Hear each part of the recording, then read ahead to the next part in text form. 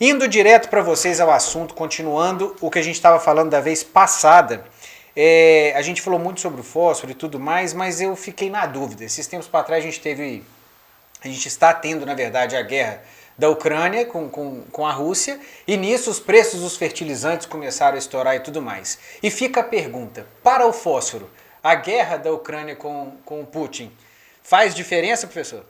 Faz aí, diferença, Salvador? Não, no nosso caso, lá em cima, os grandes depósitos de potássio estão naquela região. Então, se a gente pegar ali Rússia, Bielorrússia, tem lá 40%, 45% do potássio do mundo. Mais uns 35%, 40% estão no Canadá e Estados Unidos. O nosso negócio da OCP não é potássio, é fósforo. Então a gente está distante disso aí. E aonde que tá essa matéria-prima para a gente? Fosfato se divide em dois tipos, basicamente. Fosfato vulcânico, ígneo, rocha vulcânica ou ígnea, e fosfato sedimentar de origem orgânica, que veio de um osso, de um esqueleto, tá? Nesse range. Ele pode ser também alguma coisa no meio do caminho intermediário, que são rochas metamórficas, não é nem vulcânica pura e nem sedimentar, é uma rocha intermediária. No Brasil aqui nós temos só rocha vulcânica. Não tem no Brasil rocha sedimentar orgânica, de origem de ossadas. Nós temos aqui as vulcânicas clássicas e as metasedimentares, que chamam. Depois eu falo em nome, mas as vulcânicas clássicas, Araxá, Catalão, Jacupiranga, Tapira, essas são as tradicionais. A metamórfica, intermediária, aí tem Alvorada, tem Pratápolis, tem Bonito, que são rochas vulcânicas que sofreram a ação do clima e se fragmentaram, se quebraram com as bactérias atacando ela, o clima, a temperatura, a umidade. Essa rocha vulcânica foi se quebrando.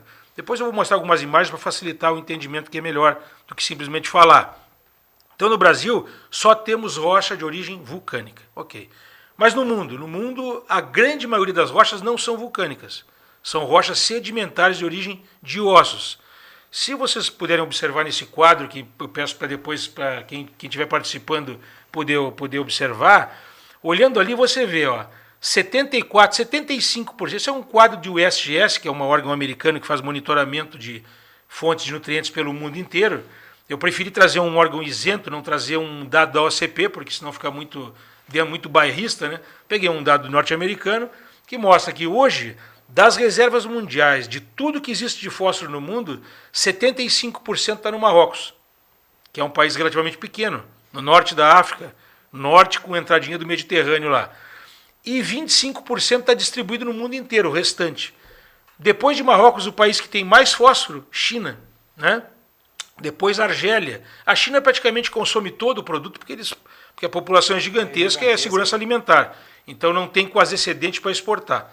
Tá? E em função disso aí é que Marrocos hoje detém mais ou menos aí 35% do mercado de fósforo do mundo. Tudo que circula no mundo saiu de Marrocos. Tá? Então esses são os depósitos. Todo o fosfato de Marrocos, todo que está ali, de origem de ossos, de esqueletos. Aí vocês vão dizer, mas haja esqueleto, haja osso. Olha, como é que se formou isso aí? Há milhões e milhões de anos atrás, aquela região do norte da África ficava no fundo do mar, não ficava exposta, não tinha aflorado, estava no fundo do mar. E aquela região ali era funda, era tipo de uma fossa, mais ou menos na entrada do Atlântico com o Mediterrâneo, era um T ali mais ou menos, e uma parte bastante funda. Aconteceu o quê? Por algum problema de extinção em massa e morte de animais, todos os animais que foram morrendo naquela grande região, tanto pelo Atlântico como pelo Mediterrâneo, acabaram se acumulando naquela porção de terra. Sim. Que é mais ou menos fica Marrocos, quer dizer, a saidinha do Mediterrâneo entrando no Atlântico. E se formou um cinturão de fosfato que se alonga através do Mediterrâneo e acaba lá no Israel e Jordânia, finalzinho lá. Mas ele vai por todo o norte da África.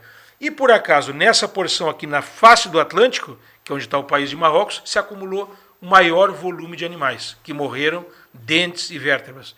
O grande volume são dentes de tubarão. E aí o pessoal pergunta, por que não encontra dente de tubarão?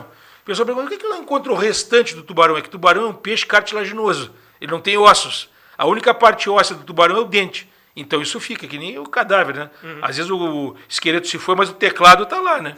O teclado fica. Então é mais ou menos isso. Então é um banco de depósito, basicamente de dentes de tubarão e muito de vértebras e ossos de um dinossauro chamado Mosasaurus. Mosasaurus parece muito com Plesiosauro, adiantou muito, né? Para aí. Agora sim, aliviou minha vida. Você deve ter escutado aquele monstro do Lago Ness, aquele pescoçudo que nada e tal. Aquele é um tipo de dinossauro antigo, pré-histórico, muito parecido com o Mosasaurus. Se vocês forem na internet e digitar Mosasaurus, vocês vão ver esse animal como é que ele era. Não, era um carnívoro aquático. O Darius, depois ele põe uma fotinho pra nós aqui. Pode ser pra e pra quem tá só ouvindo, que tá aqui no podcast, né, que não tá vendo, é só ir lá no YouTube, ou no Forra de Cultura e Pastagem, ou no Mamíferos, que vocês vão ver as imagens. Vão encontrar. Desse jeito aqui, vai ser microfone de diamante com a Janaína, né? Não é microfone de ouro. A mulher tá voando, Mas vamos lá, Saulo, que essa história é muito bacana, pra complementar né? ali, então formou esse grande depósito de fosfato, desses animais foram morrendo. Isso aí depositou milhões de anos, foi depositando aquele material, se acumulou camadas e camadas de ossos, né? Aquilo foi mineralizando, apodrecendo com o tempo e virou um banco de fosfato. Então hoje você vai em Marrocos, lá você vê em várias regiões, vários depósitos nossos, você vê as camadas perfeitamente geológicas, eras geológicas de deposição de fosfato ao longo dos milhares de anos de deposição. Aqueles dentes que você identifica, aquelas vértebras que você identifica, são mais novinhas, tem 70 milhões de anos mais ou menos. É pouca coisa. Aquela é pouquinha. Aquela que você não identifica, que eu vou mostrar na foto agora, vai ficar melhor nas próximas, né? Aquelas têm mais de 80, 90 milhões de anos. Material que já decompôs, você não identifica mais o material. Só está aquela massa fosfatada que mas não dá para enxergar o dentinho, o osso do animal que deu origem a ela. E os demais países, por exemplo, Brasil, por exemplo. O Brasil, se você observar no gráfico ali, tem apenas 0,4% do fósforo do mundo. É muito pouco o nosso fosfato. Se você pega Estados Unidos, um país muito importante, ele tem 1,65% do fósforo do mundo só. Tanto que agora eles se associaram, uma colega, uma co-irmã nossa, se associou ao Peru para ter fornecimento de rocha. O Peru tem 1,23% do fósforo também dos mapas das jazidas fosfatadas ao longo do planeta. Tá certo? Então esses são os países ao longo de todo o mundo, né, onde está localizado, mas 75% está localizado em Marrocos. E por que é interessante isso logisticamente falando? O potássio, como eu comentei para vocês, ele está no nortão, ou na Rússia e Bielorrússia, ou lá no outro lado das Américas, no Canadá e Estados Unidos. Beleza. O fósforo ele está muito próximo à linha ao meridiano de Greenwich e um pouco acima do Equador. A logística é muito favorável. Então, por exemplo, se eu quiser levar fertilizante de fosfato de Marrocos para os Estados Unidos, 15 dias. Se eu quiser trazer para o Brasil, no Nortão, 12 dias, 15 dias também. 15 dias eu levo para Rio Grande, 20 dias lá no extremo sul do Brasil.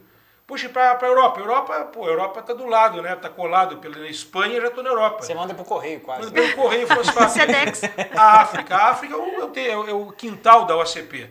E qual é a pior situação? A pior situação é ir para o Índico. Como é que eu vou para a China, para a Índia, eu vou lá para a Austrália? Fácil. Porque a OCP sai pelo Mediterrâneo, atravessa o canal do Suez, já estou no Índico. Então, a logística é extremamente favorável para distribuir o produto. Então, grande depósito e logisticamente muito bem posicionado.